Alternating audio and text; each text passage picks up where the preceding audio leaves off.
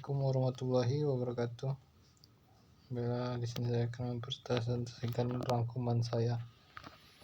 Nama saya Ahmad Sarwidi, NPM 1735106668. CSS Flexbox.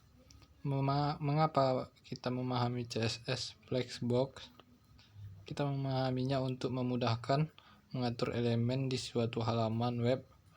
Flexbox ini akan mengatur ukuran dari elemen anaknya secara otomatis dan mampu beradaptasi dengan ukuran kontainernya.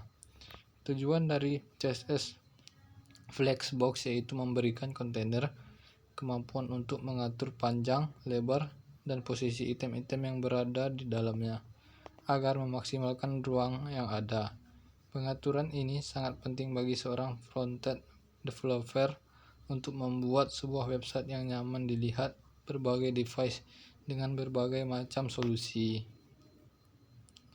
Properti Flexbox. Flex Direction. Dengan properti Flex Direction, Anda bisa menggunakan untuk menentukan arah direction untuk item-item yang berada di dalam kontainer Flexbox. Flexbox Direction mempengaruhi arah sumbu utama main axis dan sumbu silang cross axis. Secara default, Flex Direction bernilai raw. Ini artinya arah sumbu mengarah secara horizontal bukan vertikal.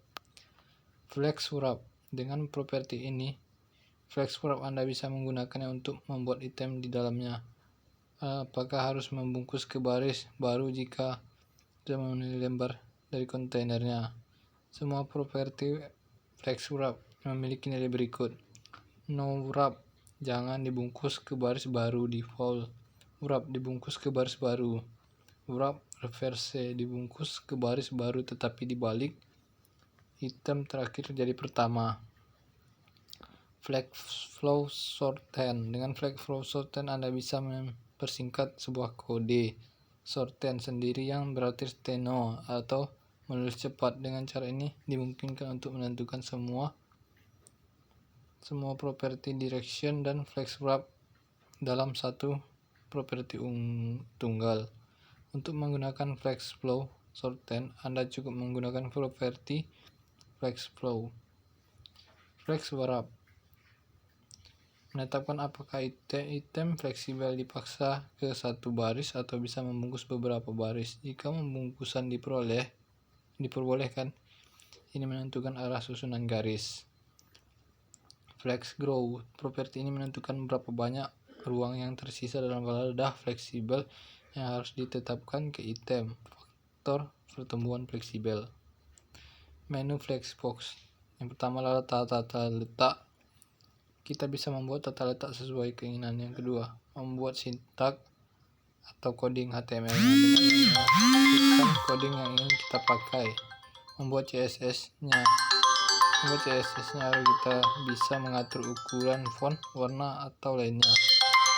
Gaya Flexbox, Anda bisa merubahnya dengan gaya letak laptop atau dengan gaya Android. CSS Grid, letak kisi CSS atau kisi CSS membuat letak desain web responsif yang kompleks dengan lebih mudah dan konsisten di seluruh browser. Ada metode lain yang untuk mengontrol metode tata letak halaman web seperti tabel, model kotak, atau kotak fleksibel CSS.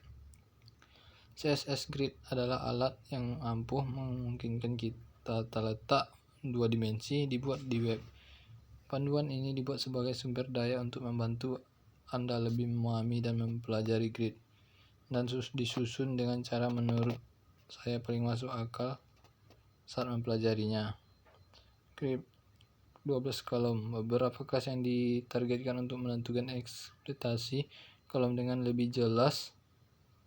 Perhatikan bahwa jenis penggunaan ini berarti bahwa kolom mengambil bagian yang tepat di ruang yang akan sama dengan 1/2 atau 1/3 atau 1/4. Jadi jika Anda hanya memiliki satu kolom di checklist kisi, itu hanya akan mencakup setengah dari total lebar, tidak mengisi ruang yang tersedia. Secara khusus adalah fitur berguna bagi berikut.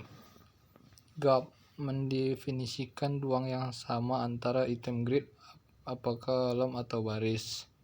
Repeat, cepat menentukan aturan untuk setiap baris atau kolom, atau sejumlah baris atau kolom.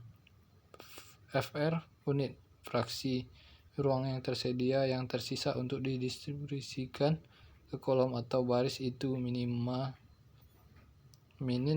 max, tentukan lebar kolom atau tinggi berisi minimum dan maksimum yang diterima.